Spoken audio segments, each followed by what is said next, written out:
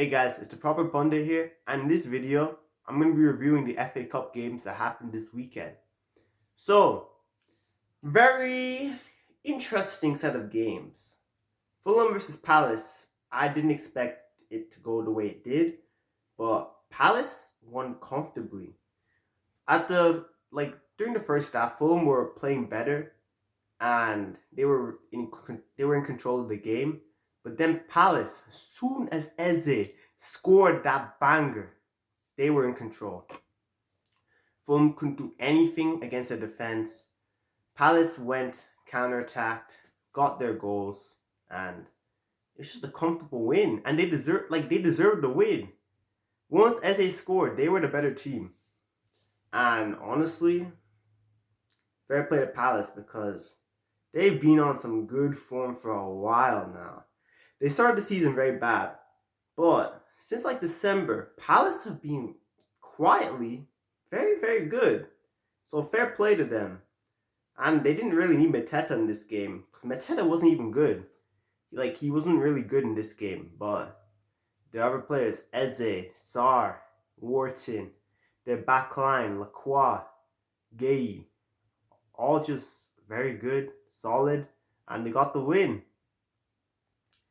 Now we got Brighton versus Forest, and this game, it was a hard watch, very hard watch. The players looked tired from all the traveling because of the international break, and it was a pretty boring game.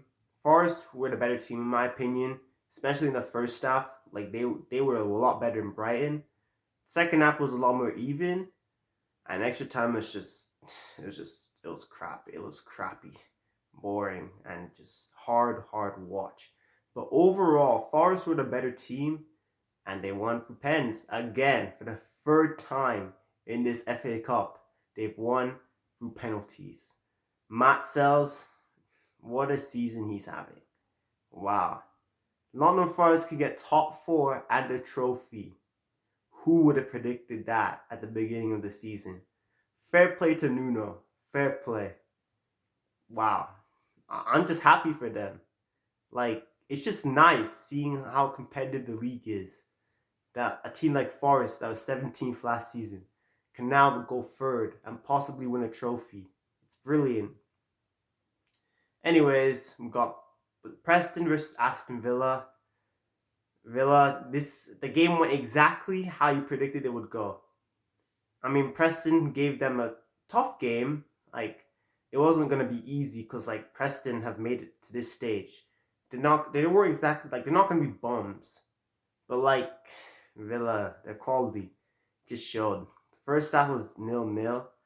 Villa struggled to break down the defense, but then second half, the quality just took over, and Preston just couldn't do anything, and it was just so comfortable for Villa. Preston couldn't do anything in the attack. They tried their best defending, but the second half, Villa's attack was just too much for them. Rashford getting a brace, and then who was it that scored the? Oh, Jacob Ramsey scoring a very good goal. And Villa, as expected, beat Preston comfortably, and now they're in the semi-finals against Palace. They've struggled against Palace lately, but Unai Emery is known for doing very, very well in these kinds of competitions. So, Villa fans should be getting excited. Obviously, this season, who knows how it's going to be? I mean, it could end in disaster. It could be no FA Cup, no Champions League, no Europe. But, I mean, it could be the opposite. They can still get Champions League in the Premier League. They can still get top four. They could still get it. They can win the FA Cup and Champions League? I don't think they'll win the Champions League, but who knows, okay? Who knows? Who knows? But yeah, good win for Aston Villa, and they're going to go to Wembley. Now we got Bournemouth versus Man City. This game, it was City won, and they deserved to win, but I mean, it was pretty sad, wasn't it? If Bournemouth won, there'll be no Big Six team in the semi-finals of the FA Cup. You know how cool that would have been? And City, them winning the FA Cup, like it's good for them, but it would not mean like much to them compared to the other teams. Because it would mean so much more to Villa, who haven't won anything in years. Same with Forest and Palace, who I don't think have won anything at all. It means so much more. And if City got eliminated, the FA Cup would have been like the most. It would have been like the most interesting it's ever been since like. Well, I mean, it's the most. This season's FA Cup has been the most interesting season in a long, long, long time. I mean, no Big Six team other than Man City in semi-finals. Wow, and it's just a shame. But at the end of the day, Bournemouth deserved to lose. I mean, City had all the unks playing the same time. They had Bernardo, Gundogan, De Bruyne. They had Foden, who is so out of form, so out of form. And then Haaland was having a disaster class at the beginning of the first half. It's like Bournemouth had everything was there for them to win this game, but they couldn't take advantage of it. How are you going to struggle against the midfield of Bernardo, Gundogan, and De Bruyne in 2025?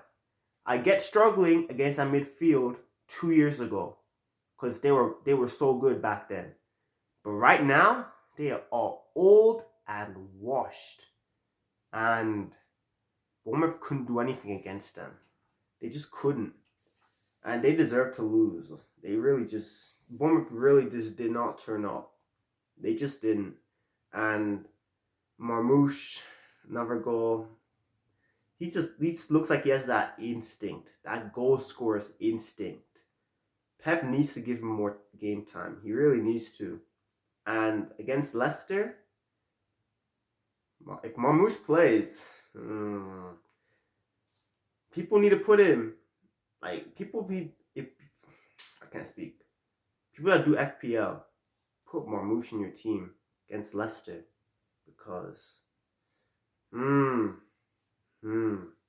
City gonna have some fun against that team. They are. Good win for City. They deserved it. Shame for Bournemouth, but at the end of the day, if you could not cook Bernardo, Kevin De Bruyne, and Gundogan in 2025, you don't deserve to win anything.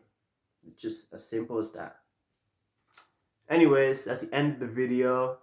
The FA Cup was interesting once again, and well, have to wait a long time for it to come back, but when it does come back, it'll be good.